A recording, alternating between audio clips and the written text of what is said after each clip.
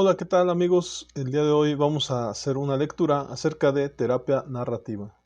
Vamos a comenzar. Les comento que este texto es de Sabelieva Natasha, 2016, terapia narrativa, supervisor Mario Pacheco. Esto lo pueden encontrar en Fundación La Frontera.cl. De igual forma, les comento que estamos haciendo esta investigación. Es una lectura que vamos a estar haciendo. De igual manera, pues por ahí voy a estar leyendo los comentarios si alguno tiene un comentario.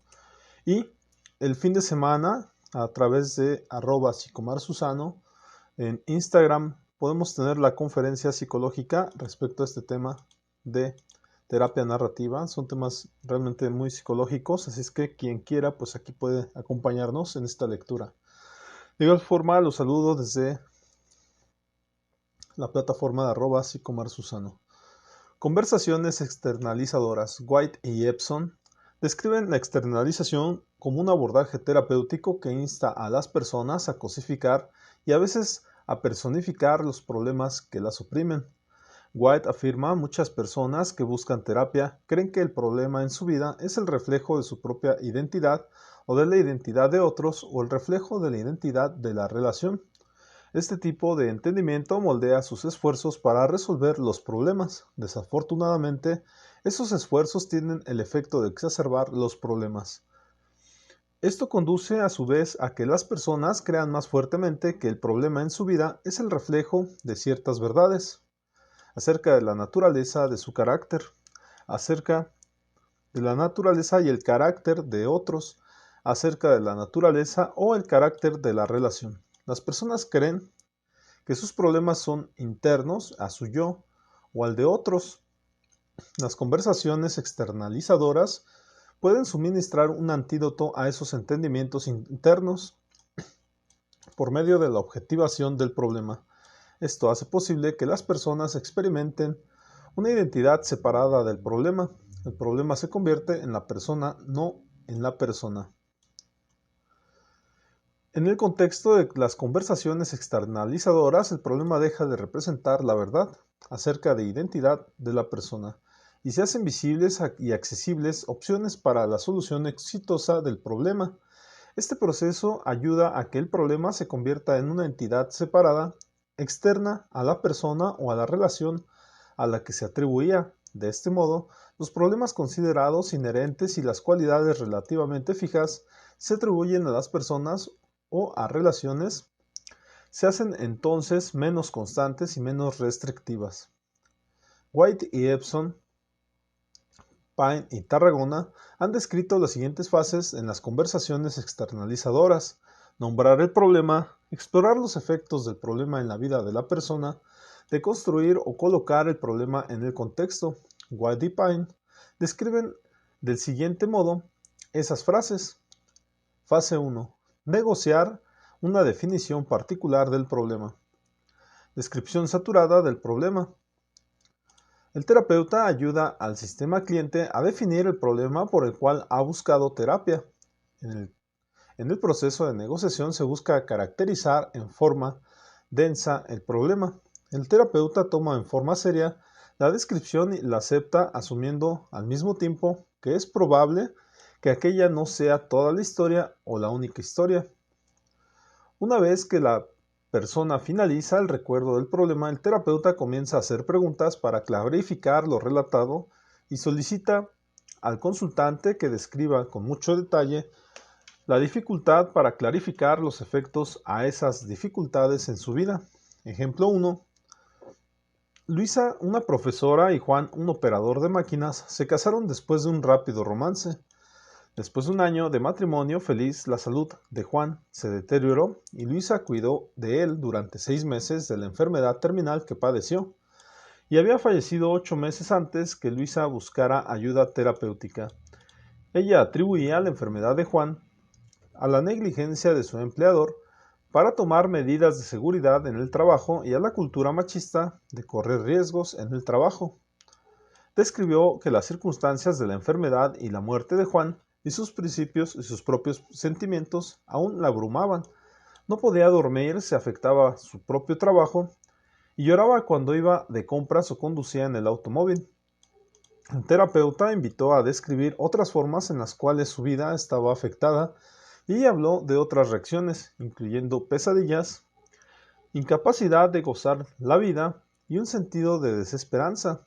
White indica que en el trabajo con niños se puede lograr una caracterización enriquecida del problema por medio de la personificación del problema, aunque también puede ser ayuda en la conversación con personas adultas que éstas coloquen un nombre al problema. Pine indica que la invitación a colocar un nombre al problema facilita una mayor precisión y permite que la persona se sienta más en control del problema y da una definición precisa para la externalización del problema.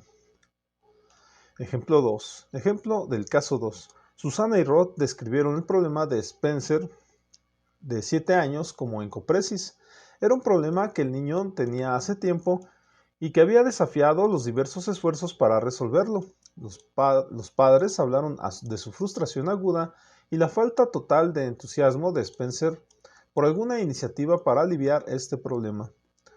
Spencer parecía sentirse resignado ante el hecho que él era el problema y que no había nada que pudiera cambiar la situación.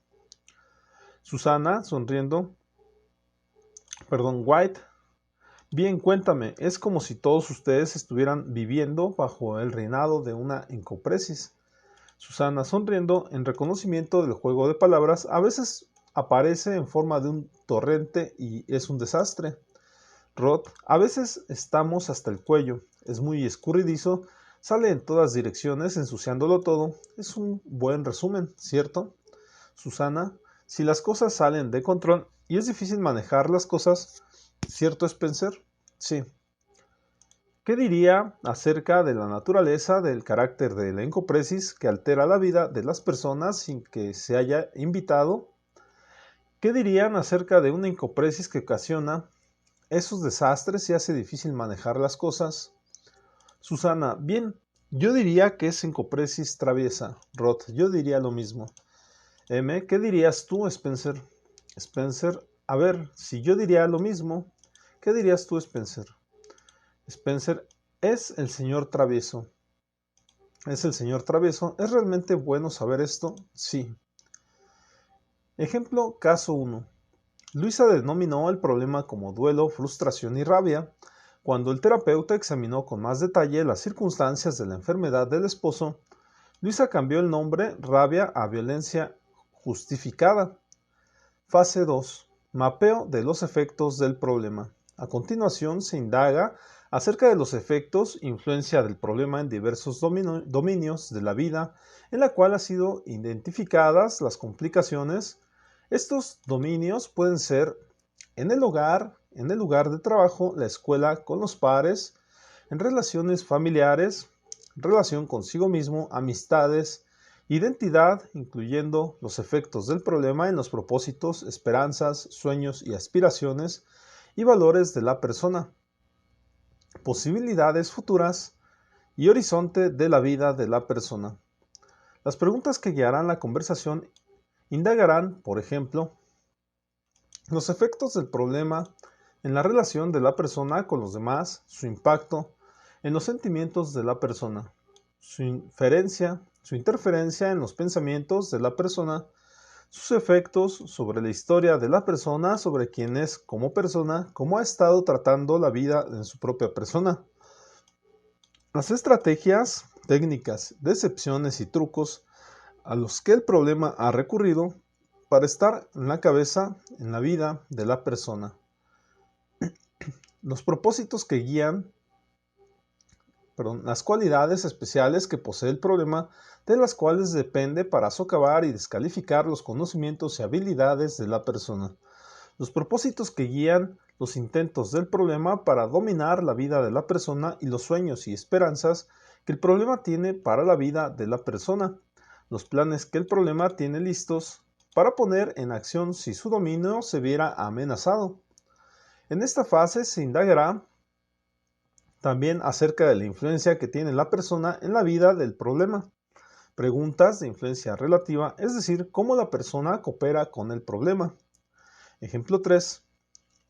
Se entrevistan a Michael y White, el padre y la madre y el hijo, en el cual se mueve por la oficina desordenando muebles. Luego que los padres intentan colocar orden, M indaga acerca de la visita de la familia. Pienso que podrá imaginarse con facilidad por qué hemos venido. Sin miopía. Bien, ¿qué? Nada, realmente creo que sería mejor que lo explicara con sus propias palabras. Está bien, estoy seguro que se lo imagina. Lo hemos pasado bastante mal con J. Tiene déficit atencional DAH. Esto se ha confirmado ahora por 2 pediatras y un psicólogo educacional. Lo sabemos, el diagnóstico es muy reciente, lo sabemos con seguridad desde comienzos de este año, hace 8 o 9 meses, pero lo hemos sospechado siempre. ¿Cómo ha sido obtener este diagnóstico? Ha sido un alivio, ¿cierto? Si nos hemos sentido aliviados al tener por lo menos un nombre. Entonces, ¿dónde encajo yo? Hemos visto a otro pediatra respecto a algunas preocupaciones que tenemos acerca del medicamento y él sugirió que tomáramos una cita con usted. Dijo que había visto muchos niños como J y que usted tendría algunas cosas para ofrecernos. ¿Cuáles son sus preocupaciones acerca del medicamento? Por cierto, que es mucho más fácil para nosotros y otras personas cuando está con el medicamento, pero hay cambios en su personalidad que nos preocupan, ¿cierto? Sí, estamos preocupados porque podemos estar perdiendo algo, de modo que hemos retrocedido un poco en esto. Y la otra cosa es que no estábamos tan cansados con todo esto, por eso es que estamos aquí. ¿Sabe J que tiene DAH? Sí, le hemos contado todo. Pensamos que es importante para él conocer esto porque es su vida. Dijo que no se sentían tan cansados por todo esto. Hemos intentado muchas cosas, incluido lo que se le denomina métodos conductuales. Lo hemos venido a ver a usted porque esperábamos que haya algo más. O que quizá usted podría hacer algo con J. Está bien. J estaba saltando sobre el sillón de M y este temía que el niño se dañara la espalda, entonces le sugiere que juegue a ser un camello. Le preguntó a J si era cierto que tenía DAH y no supo la respuesta, pero quería saber más acerca de lo que podría hacer si fuera un camello. Entonces A preguntó, entonces, ¿qué haremos? M mirando a B y A, ahora mismo realmente ni sé qué pueda hacerse. ¿Qué otra cosa de utilidad podríamos contarle? ¿Qué otra cosa quiere saber? Hemos encontrado la forma para llegar hasta aquí y escuchamos que usted ve a un montón de niños como J. Bien, para comenzar sería útil mi saber qué tipo de DAH tiene J. ¿Qué tipo de DAH tiene? ¿Qué quiere decir? ¿Hay distintos tipos de DAH? Sí, hay muchos tipos. Y hasta que tenga una idea del tipo de DAH que tiene J, no seremos capaces de hacer mucho. Estaríamos trabajando en el árbol equivocado. Volviéndose mirando con indignación, nunca nos dijeron esto, nadie nos había hablado de esto. Bien, quizá M nos pueda decirnos. Acerca de hacer diagnósticos no es mi especialidad, pero es seguro que usted ha visto mucho de esto y será capaz de entenderlo. Sí, he visto muchos niños que han sido diagnosticados con DAH, pero mi trabajo con ellos no ha implicado que yo haga este diagnóstico. ¿Es usted serio? ¿Realmente es serio? Volviéndose a ver, ¿qué haremos después? Tengo una idea acerca de cómo podríamos descubrir qué tipo de DAH están dándoles una época difícil. Con una mirada prometedora en su rostro, bien, escuchémoslo. Volviéndose hacia J, que está abriendo una caja de lápices de colores. J, ¿qué tipo de DAH tienes? Levanta los hombros. Bien, J, solo dime una cosa. ¿Qué color tiene tu DAH? Pestañea momentáneamente y se vuelve hacia sus padres, quienes mueven los hombros. Se vuelve hacia M. No sé. Ya sé, ahora sé por qué DAH de J es libre de correr por todas partes. ¿Cómo podría J detener algo si no sabe lo que es su DAH? ¿Cómo podrías hacer algo con tu DAH? J mira a M con asombro y A y B intercambian miradas. Entonces B levanta los hombros y dice, oh, bien, estamos aquí ahora y podríamos jugar para ver dónde va esto. Bien, bien, esto es estimulante. ¿Qué es? J mira expectante. J, tienes un hermano más chico, ¿cierto? J asiente. ¿Cuál es su nombre? C. No he conocido a tu hermano C, pero igual como tú tienes un hermano, pienso que tu DAH tiene un hermano y lo he conocido. ¿Quieres saber quién es? Dígamelo, dígamelo. ¿Sabes que son los gemelos? Sí.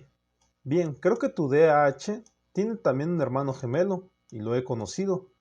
Sí, lo he conocido. Ahora aquí está en la habitación. Hace unas pocas semanas atrás, este gemelo estaba haciendo lo que tu DAH está haciendo exactamente los mismos trucos, rompiéndolo todo, chocando con el estante, simulando ser un caballo y galopeando por encima de todas las cosas. Así es como he reconocido tu DAH. Lo he visto antes. J ahora está interesado. B y A sonríen mirando aliviados y asintiendo para que yo continúe. ¿Quieres ver un dibujo del hermano gemelo de tu DAH? J asiente. Bien, conocí a un niño que tenía un nombre como el tuyo. Sí, su nombre era J. Y J tenía este DAH en su vida, que se movía y desordenaba todo. J no sabía que su DAH se parecía a esto, de modo que estaba realmente paralizado con su DAH, que hacía todo lo que quería. Entonces una noche, J decidió hacer un dibujo de su DAH. ¿Sabes lo que hizo? ¿Qué?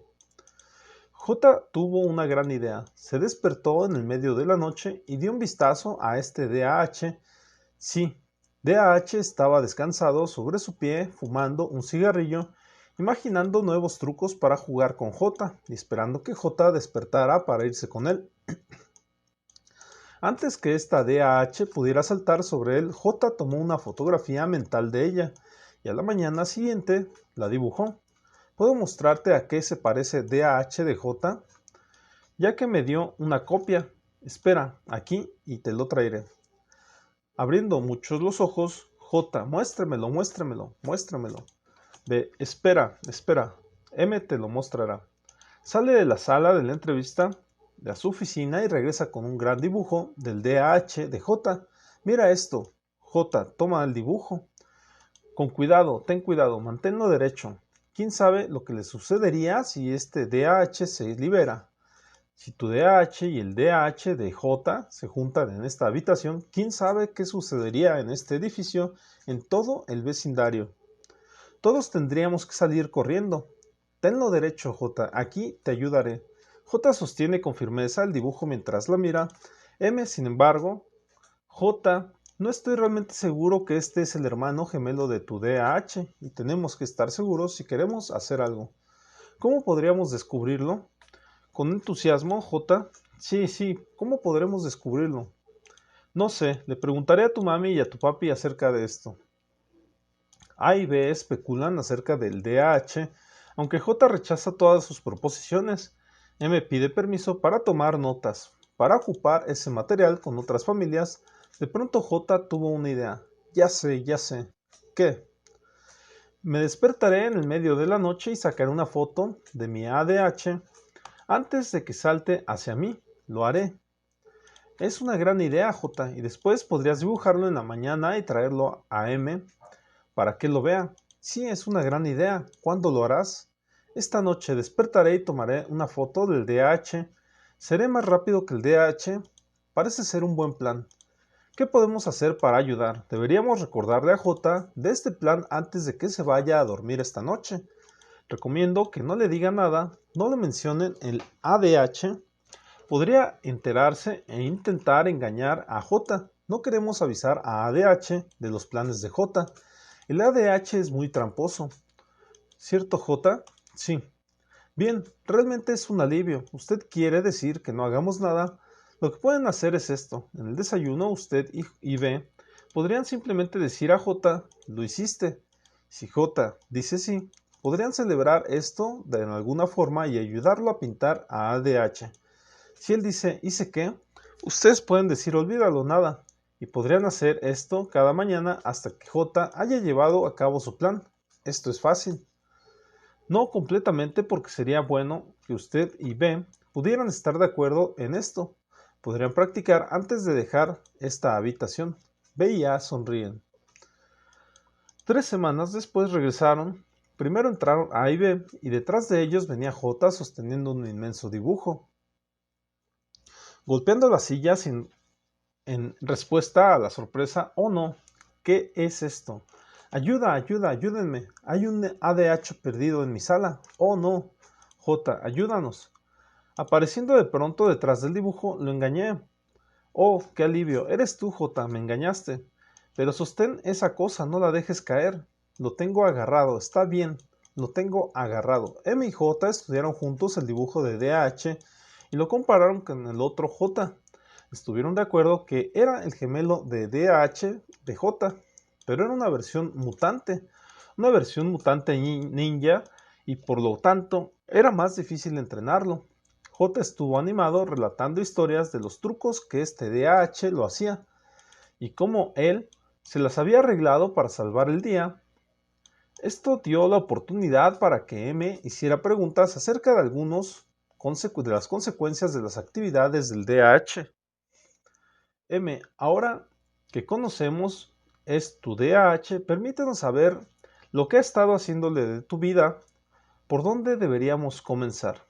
Bien, ¿dónde comenzar? Es una buena pregunta. Hay mucho que decir. Hay muchas formas que el DH ha regulado nuestras vidas. El DH se ha entrometido en la forma en que J se comporta en la escuela. Ha metido a J en una serie de problemas. El DH te ha dado problemas en la escuela, ¿cierto, J?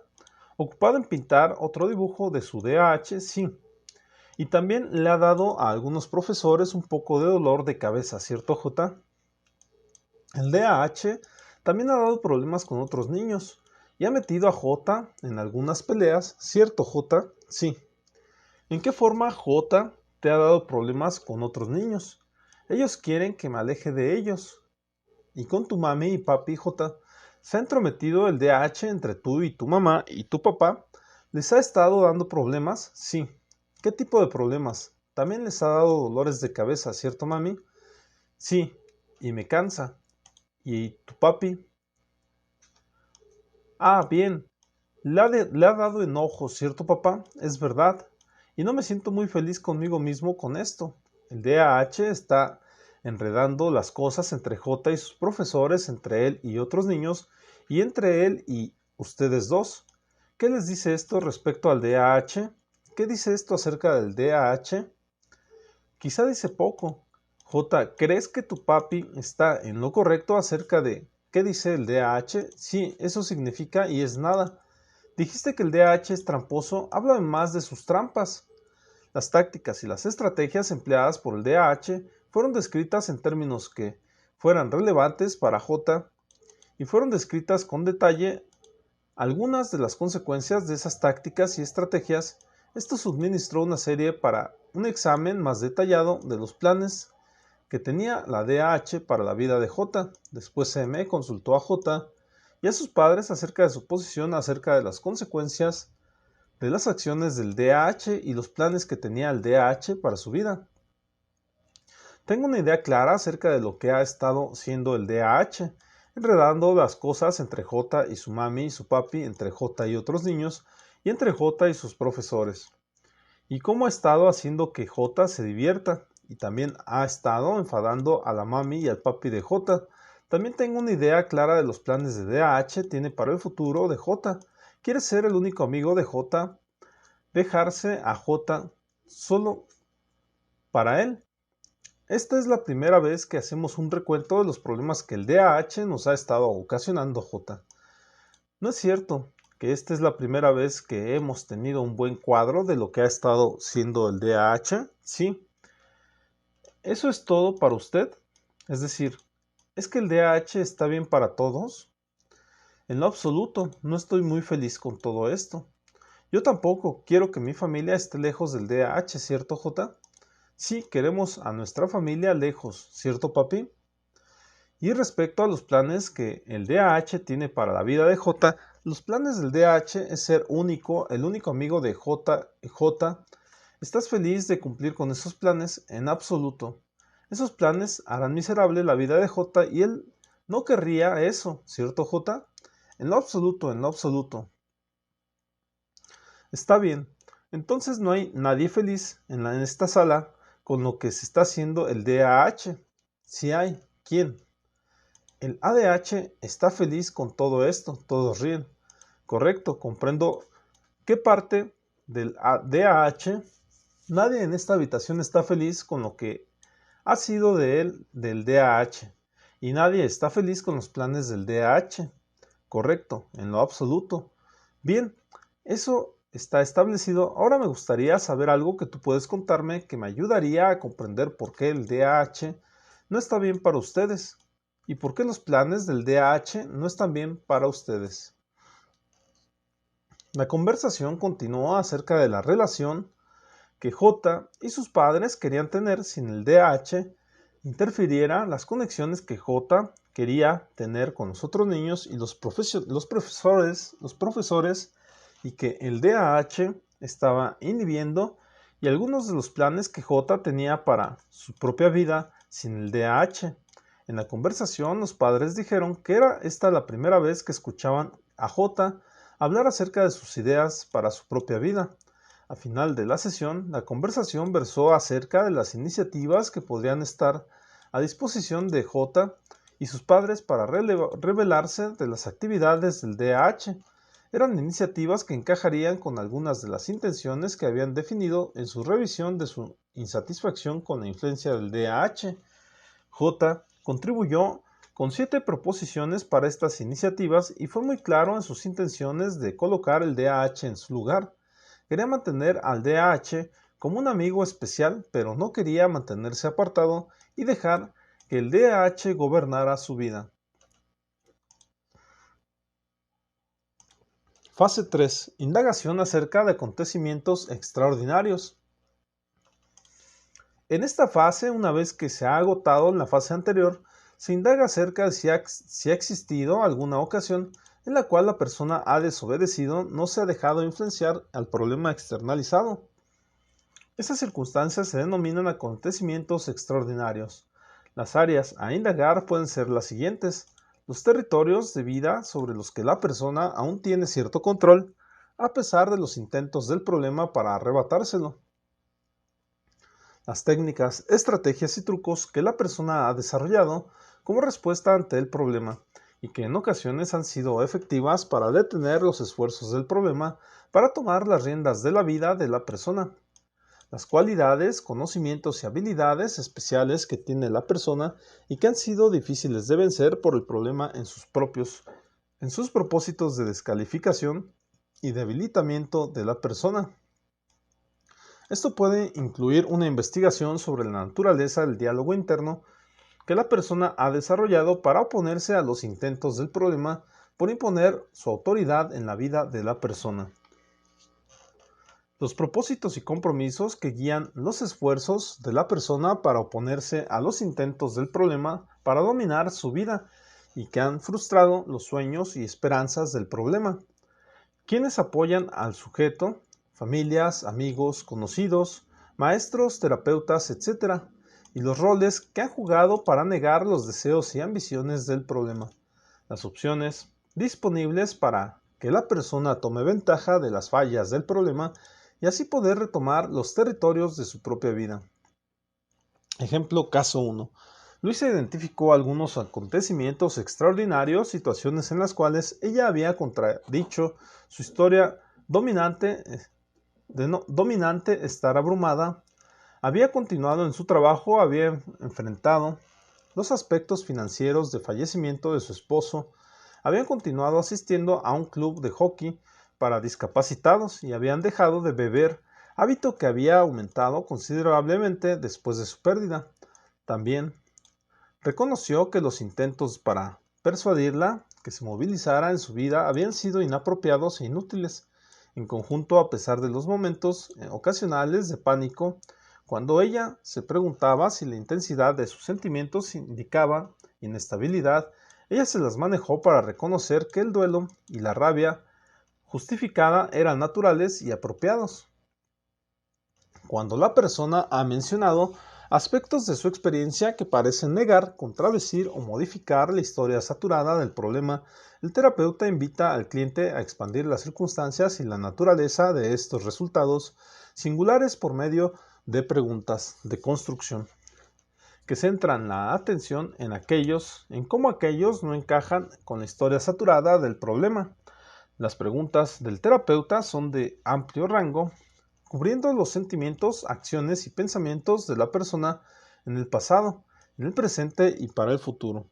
El terapeuta invita a la especulación de cómo otras personas importantes para el cliente que han sido testigos de estos acontecimientos extraordinarios pueden haberlos comprendido. Por medio de este proceso, la persona obtiene una perspectiva más amplia de su experiencia, relatando una historia más enriquecida y completamente reconsidera su identidad e identifica fundamentos para el cambio que antes estaban oscurecidos. Las preguntas que hace el terapeuta invitan a las personas a advertir acciones e intenciones que contradicen la historia dominante y que pueden ser antes de la sesión, ocurrir en la sesión misma o podrían ocurrir en el futuro. Ejemplos de preguntas para facilitar este proceso de construcción. Dado el exceso de responsabilidad fomentado por el problema, ha habido veces en que usted ha sido capaz de rebelarse contra él y satisfacer a otros deseos suyos. ¿Esto le trajo agrado o placer? Si no han ocurrido esas veces, ha habido veces en las que usted ha pensado, incluso durante un momento, que usted podría haberse apartado de la marcha forzada de su problema. Le dio un traspiés al problema al venir aquí y se indulgente consigo mismo en el lujo de esta conversación. Puede imaginar una época en el futuro en la que usted podría estar sorda al problema y darse un descanso. ¿Cómo fue capaz de desafiar las prescripciones del problema? Dado todo lo que ese problema ha hecho por usted, ¿cómo protestó contra su presión? ¿Cuán fácil cree que es hacer lo que hizo? ¿Cómo pudo erguirse contra la presión del problema de modo a denegarse de sus requerimientos? ¿Podría ser considerado como una forma de desobediencia el hecho de que usted venga hasta acá? ¿Qué le dice esto respecto a usted mismo, que de otro modo no habría sabido? Al permitirse a sí mismo algún disfrute, cree que de algún modo usted está convirtiéndose en una persona más relajada. De todas las personas en su vida, ¿quién confirmaría este cuadro de usted que recientemente está desarrollándose? ¿Quién podría haber advertido esto? ¿Quién apoyaría este nuevo desarrollo? ¿Dónde cree que estará la próxima vez que se embarque en un disfrute por usted mismo? Esta es una dirección que usted se ve tomando en los días, semanas o años que vienen. ¿Cree que es probable que esto pueda reavivar sus relaciones debilitadas, restaurar sus amistades o renovar su vitalidad? ¿Hay alguien a quien quisiera hablarle acerca de esta nueva dirección que está usted tomando? ¿A quién le agradaría averiguar de esto? ¿Usted estaría dispuesto a colocarlo al corriente de esto? ¿Qué está apreciando usted en usted mismo mientras escucha que ha estado dejando atrás el problema y está disfrutando más? ¿Qué cree que esto le está indicando a X respecto al significado de los pasos que ha tomado en una nueva dirección? De todas las personas que usted ha conocido a lo largo de los años, ¿quién sería la menos sorprendida por el hecho de que usted ha sido capaz de dar este paso? De todas las personas con las que usted ha crecido, ¿quién habría predicho con mayor probabilidad que? ¿Qué habría visto X que hace usted que usted hace que lo habría estimulado a predecir que usted sería capaz de dar este paso? ¿Qué cualidades habría visto usted X en usted X que lo hubieran llevado a no estar sorprendido por el hecho de que usted ha sido capaz de? Ejemplo del caso 3. En la tercera sesión, M se enteró que J había experimentado algún éxito al llevar a cabo un par de iniciativas que E había propuesto. M entrevistó a la familia acerca de las iniciativas y algunos de los conocimientos y habilidades de J se hicieron visibles. J claramente experimentó orgullo en la identificación de sus conocimientos y habilidades de B. B y A habían ayudado haciendo arreglos para que las circunstancias fueran favorables a J. También habían experimentado algún éxito en seguir con sus propias proposiciones para el desarrollo del tipo de relación que quería tener cada uno con J. Fase 4. La persona es invitada a tomar una posición con respecto al problema. Según Payne, en esta fase el enfoque ha alcanzado un punto de quiebre. La persona puede decidir permaneciendo dominada por la historia saturada del problema, o puede decidir tomar en cuenta la historia enriquecida que ha desarrollado la conversación con el terapeuta. Los dilemas para la persona podrían incluir: ¿es el tiempo adecuado para que tome nuevas direcciones o aún necesito más tiempo para considerar esas posibilidades? El problema aún se está haciendo cargo demasiado de mi vida para que yo desafíe con seguridad. Si es así, ¿cómo podría reducir su poder? ¿Cómo podría descubrir ese desarrollo?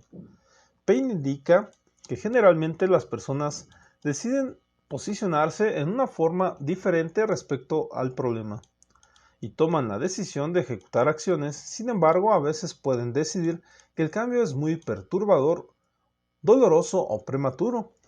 El terapeuta explora en detalle, junto con la persona, los posibles resultados de estos cursos de acción diferentes. También podría ocurrir que el terapeuta podría sugerir ideas acerca de la realización de experimentos para que el consultante los coloque en práctica. ¿Qué externalizar? Carey y Russell indican que la externalización es apropiada en aquellos casos en los cuales las personas se describen a sí mismas en términos muy negativos. Indican que las metáforas que se externalizan, por ejemplo, culpa, preocupación, miedo, celos, son articuladas por la misma persona que consulta y toma poco tiempo externalizarlas. Otra sugerencia acerca del uso de la externalización es cuando la queja del sistema consultante tiene relación con problemas, síntomas, síndromes que son descritos como la naturaleza involuntaria, como puede observarse en los ejemplos del caso N2 y 3 mencionados más arriba. Carey y Russell indican que si una persona afirma presentar un trastorno de ansiedad, esa expresión no es lo suficientemente adecuada para externalizarla, y el terapeuta, al indagar acerca de cómo se manifiesta en la persona el trastorno de ansiedad, cómo se da cuenta del trastorno, puede llegarse a una metáfora para ser externalizada, por ejemplo, miedo a lo que acontecerá, tiritones. La metáfora debe coincidir con lo que experimenta la persona. Las autoras indican que en su experiencia lo que ha sido externalizado puede cambiar con el tiempo. Por ejemplo, las relaciones de las personas cambian durante el tiempo que asisten a la terapia y la experiencia de la persona cambia. Por ejemplo, por lo tanto, las conversaciones externalizadoras pueden ser flexibles y cambiantes. Externalización con consultantes que ejercen violencia o abuso, generalmente consultantes en contextos obligados. La externalización no significa excusar a las personas de la responsabilidad de sus acciones. La externalización no consiste simplemente en separar a las personas de sus acciones o de los efectos de sus acciones, sino que implica explorar en detalle los efectos del problema externalizado en la vida de la persona y de las otras personas que están siendo afectadas por el problema. Con estos consultantes en particular es clave explorar las ideas, creencias y prácticas que sostienen un problema. Este puede posibilitar que la persona se haga más consciente de los orígenes y consecuencias de aquellas en su vida, cuando se trazan los efectos reales en esas ideas y prácticas en la vida de las personas y de los otros, puede ser más probable que la persona tome una posición en relación a esas ideas y prácticas de poder y control, tome acciones responsables. Rombach ha explorado el uso de las técnicas de la terapia narrativa en el tratamiento de hombres infractores que ejercen violencia de género, una población francamente renuente a aceptar la responsabilidad de sus delitos.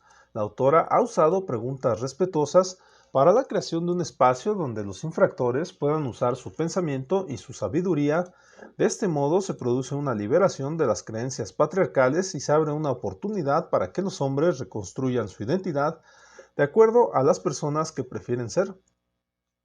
Rombach usa un estilo de conversar e indagar con el infractor que se aleja de las prácticas que deben ser evitados por los terapeutas al entrevistar a infractores que ejercen violencia de género, es decir, desafiar directamente o confrontar las explicaciones del individuo, entregar consejos para que el individuo detenga el comportamiento abusivo y asuma comportamientos responsables, entregar argumentos sólidos contra la violencia, quebrar la negación, criticar o castigar al responsable y expresar un impacto emocional o extrañeza ante sus acciones. Esos errores de los terapeutas invitan al infractor a mantener sus ideas con un mayor vigor, intensidad y convicción. Rombach indica que esas prácticas no solo hacen más resistente al infractor, sino que lo llevan a asumir cada vez menos su responsabilidad. Rombach describe el siguiente modo del programa de tratamiento grupal de 8 sesiones, desarrollado por ella. Las sesiones fueron divididas en 2 partes. En la primera parte se revisaba cómo estaba progresando el proyecto de cada infractor y cómo estaba ayudando a dirigirse a un estilo de vida más pacífico. En la segunda parte de la sesión, cada hombre leía en voz alta su proyecto de cambio y el equipo de tratamiento le entregaba preguntas reflexivas en las que el individuo debía trabajar. Algunas de las preguntas usadas por Rombach fueron las siguientes. ¿Cuál es su definición de una relación? ¿Qué hace que se dé una buena relación? ¿Qué tendrá que hacerse para mantener una buena relación durante un extenso periodo de tiempo, 7 años? Describa a la persona en su vida que ha tenido la influencia más positiva en usted.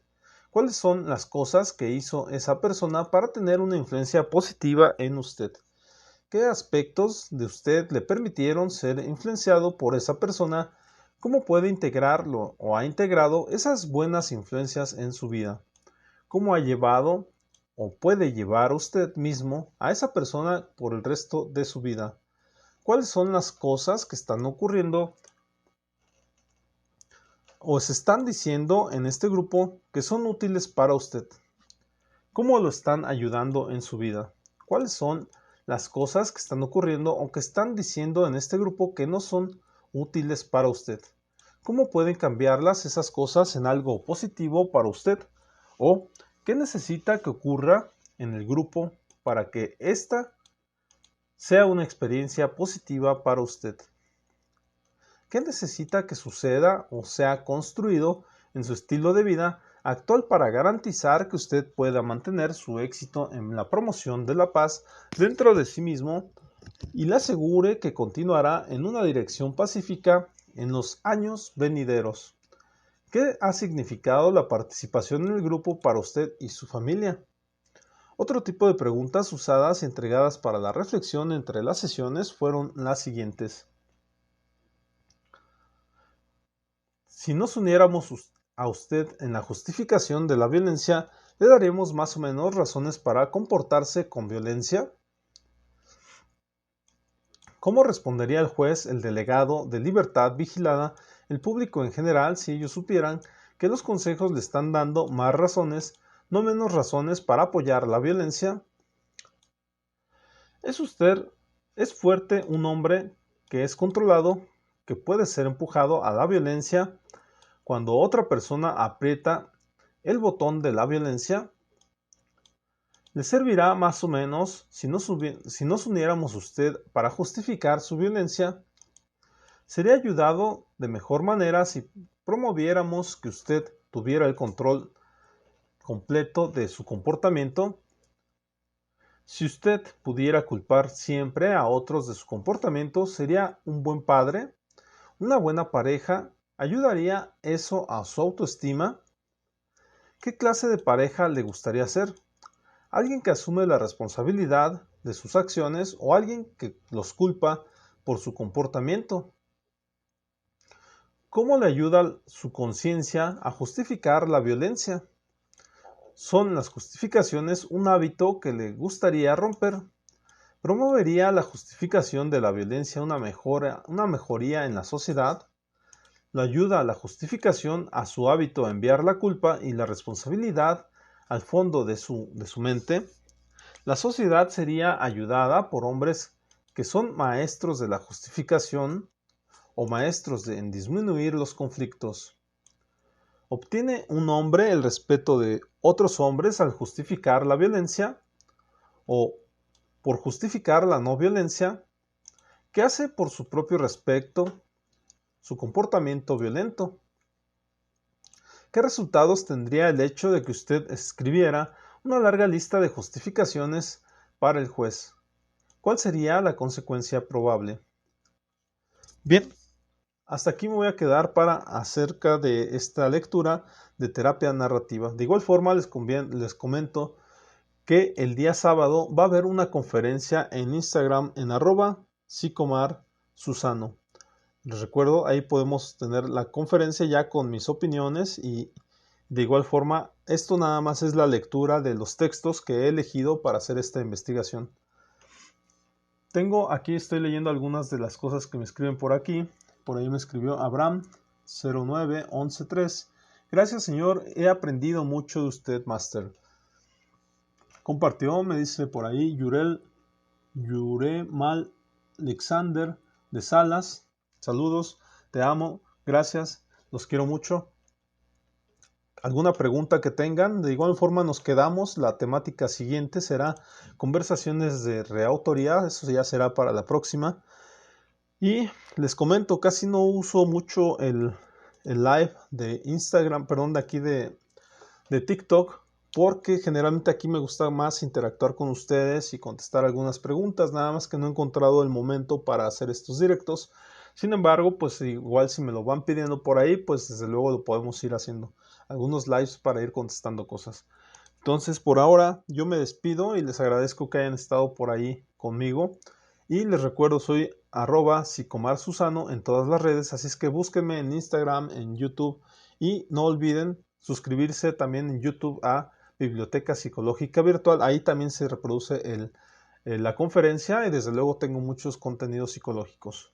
Nos vemos en la siguiente y que tengan un excelente día. Hasta luego.